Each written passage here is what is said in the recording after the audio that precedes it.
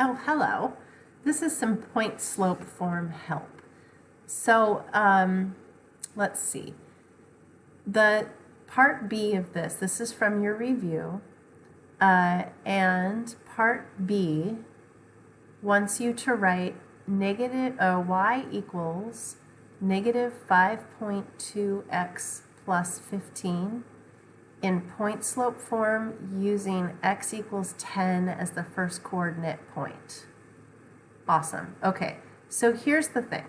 Point slope form looks like this. Y minus some y value from a given point equals m times x minus some x value from a given point. So what they've done over here is they've told you the given x value they want you to use and put right here, but they haven't told you the given y value. So our first step is figure out what that y value is.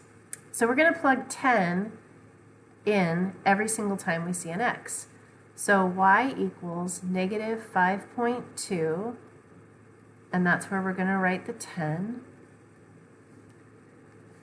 plus 15. Simplify that. Negative 5.2 times 10 is negative 52. And negative 52 and positive 15 is negative,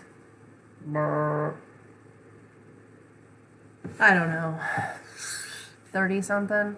Let's see. 52, 15, 4, 7, 37. Negative 37. Ta-da! So that's our y point, negative 37. Okay, so here's what we know. We definitely already know the slope. They told us the slope right there because it's in y equals mx plus b form. So this is the slope, and that's going to go here. And then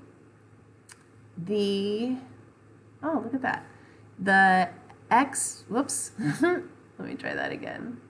Oh, fun. The x value is this guy, and it's going to go here. And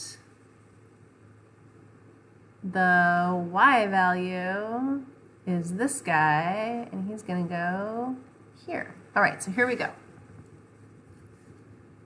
Y minus that y value, which is negative 37, equals m, which we already know is negative 5.2, times x minus that x value, which is 10.